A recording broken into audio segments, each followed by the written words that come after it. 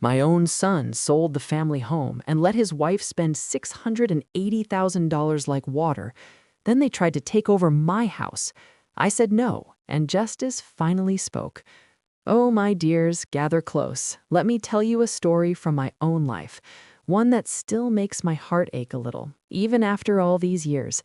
I was sitting alone in my little kitchen in suburban Columbus, Ohio, trying to eat a plate of meatloaf and mashed potatoes, my late husband's favorite recipe, though mine never tasted quite the same without him, when the phone rang that October evening.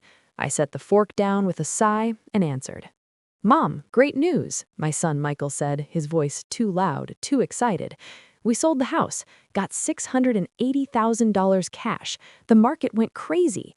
My fork clattered against the plate. Michael, you sold the house without even telling your old mother? It happened so fast, Mom. Cash buyers, no inspection needed. We couldn't say no. Sophia's already planning everything we can finally afford. I stood slowly, carrying the corded phone into the living room, my legs feeling heavy like they used to after long days gardening.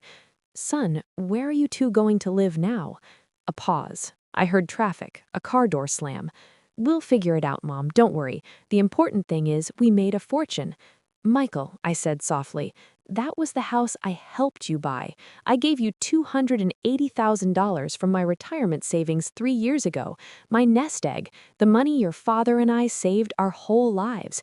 We agreed it was a loan. You promised you'd pay it back when you could. Silence. So long I thought the line went dead. Mom, you gave us that money. It's ours now. We can do what we want.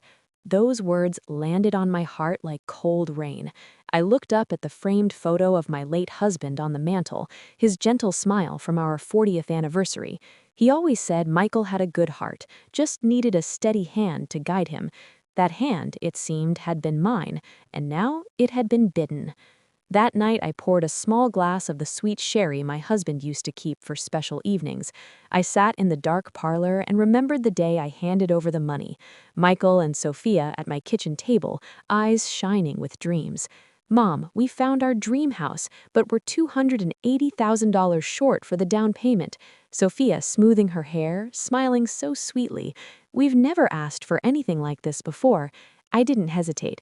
Of course I'll help, my darlings. This is for your family, for my future grandchildren. Michael hugged me, something he rarely did anymore. Mom, you're the best. We'll pay you back, I promise. Sophia even had tears in her eyes, called me the most generous mother-in-law in the world. Now that same money had bought luxury cars, designer bags, spa trips, and not one penny returned. The next morning, the pounding on my front door started at 7:20 a.m. I looked through the curtain, a moving truck in my driveway, Michael's shiny new SUV behind it, suitcases piled in the back. I opened the door in my housecoat. Michael stood there grinning like a boy on Christmas morning, Sophia beside him, makeup perfect, holding a fancy handbag. Hi, Mom, we're here. My heart sank. What does that mean, son? Since we sold the house, we need somewhere to stay. We'll be with you for a while, just until we find something nice. The October wind cut through my thin housecoat. No, my dears, you cannot move in here. Michael's smile slipped. Mom, don't be like that. You've got this big house all to yourself. We're family. Sophia stepped forward, voice sharp as a winter wind. Family helps each other. After everything you've done, you owe us that much. Across the street, Mr. Ramirez pretended to sweep but watched. Mrs. Patel's curtains moved. The Wilsons paused their morning walk. I'm protecting my home, I said quietly. You made your choices with that money. Now live with them. Sophia's face turned red. You're just a selfish old woman hoarding this big house while we struggle. We're young. We have our whole lives ahead. Do you want us to suffer because you regret helping your own son? Mr. Ramirez stepped closer. Mrs. Thompson, everything all right? I raised my voice so the neighbors could hear. I want you both off my property, now. Michael tried one last time. Mom, you'll regret this. When you're older and need help, remember this day. That's when Sophia slapped me hard across my left cheek. The sound echoed like a crack in the quiet street. My head jerked sideways, a small scratch from her ring near my ear. Mr. Ramirez dropped his broom. That's assault. Michael pulled her back. Come on, we're leaving. Sophia shouted as they threw things into the car. You'll regret being such a bitter old woman. Tires screeched. They were gone. Mr. Ramirez stepped closer. Mrs. Thompson, everything all right? I raised my voice so the neighbors could hear. I want you both off my property.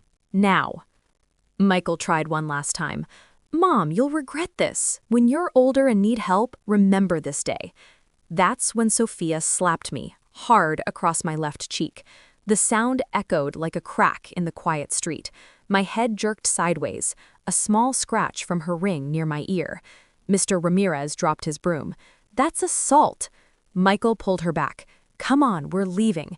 Sophia shouted as they threw things into the car. You'll regret being such a bitter old woman. Tires screeched. They were gone. Mr. Ramirez crossed the street.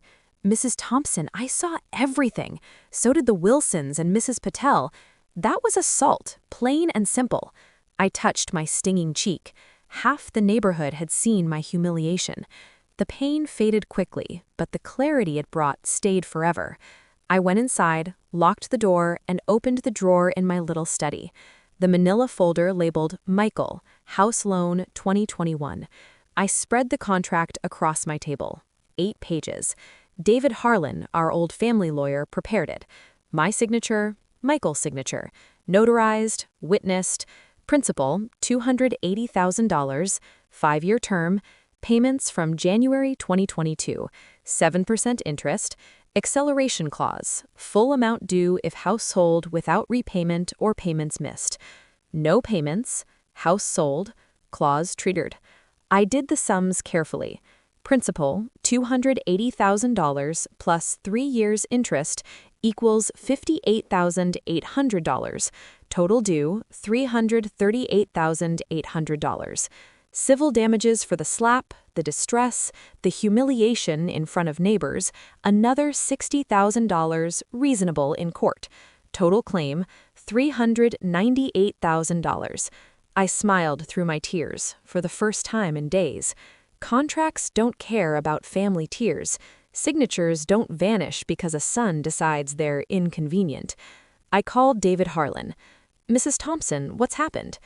They sold the house, said the $280,000 was a gift, tried to move in. When I refused, Sophia slapped me, in front of witnesses. A long silence. Come to my office this afternoon with every paper. We're going to handle this properly. 2 days later, certified demand letter sent. 10 days to pay $398,000 in full. Thursday night, the phone rang. Michael, voice shaking. Nom, what is this court paper? You actually sued me? You received David's letter. 10 days. Where do I get $338,000? We spent the money already. That's not my burden, son. You signed, you sold the house, you defaulted. Pay. Mom, this is crazy. You're destroying your own family over money.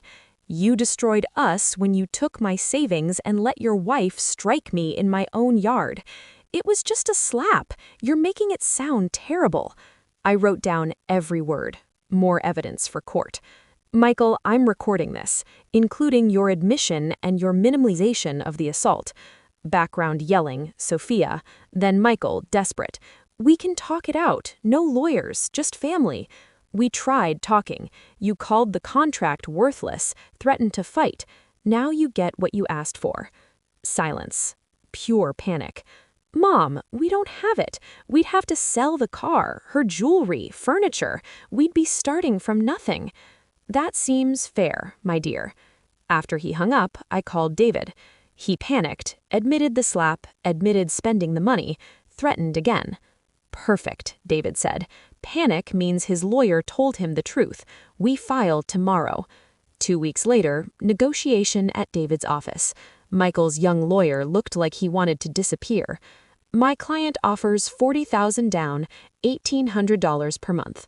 David slid our demand. $338,800 principal plus interest plus $60,000 damages. $398,000. 90 days. The lawyer paled. They don't have it. Then sell the car, return the designer items, liquidate the jewelry, or the court will. Lawyer called Michael, returned defeated. Needs time. 48 hours, David said. Then seizure and garnishment. 48 hours, David said. Then seizure and garnishment. 48 hours later, Michael's call. Voice broken. We accept. 30 days to pay. We sold everything, Mom. Car, bags, furniture, loans on my salary. Starting over. That's appropriate, son. Mom, after this, can we ever be family again? I remembered the little boy who used to bring me dandelions from the yard, who called me the best grandma ever before he was even married. Then the man who took my money, allowed my humiliation, and laughed at my trust. Michael, trust is rebuilt one honest step at a time, over years, with no promises. That's cold, Mom. That's life, my dear. 2 weeks later, wire transfer, $398,000. I printed the statement, filed it beside the contract, a quiet record of justice. That evening, Mr. Ramirez stopped by with coffee. Heard your son paid. The whole street is proud of you, Mrs. Thompson. We sat on the porch, the same porch where Sophia slapped me weeks before. Mr. Ramirez, was I too hard on my own boy? He thought for a long moment. Mrs. Thompson, kindness without boundaries isn't kindness, it's enabling. Your son needed this lesson, better from his mother than from a colder world. Later, alone in my little parlor, I looked at my husband's photo. I wish you could see my love, I whispered. Our boy finally learned that promises matter, and even the gentlest hearts have limits when pushed too far. The house is quiet again, my quiet, my sanctuary, earned through years of love, patience, and one hard stand. At 68, I reclaimed my dignity, my peace, and the simple truth every grandmother knows deep down. Justice may walk slowly, but she always arrives. Thank you for listening to my story, my dears. What would you have done in my place? Kept quiet to keep the family peace, or stood up for your dignity? Write in the comments. I read every word. Which city are you listening from tonight? If this touched your heart, like, subscribe, and ring the bell for more stories from an old woman who's seen a thing or two. Until next time, with love, respect, and quiet strength.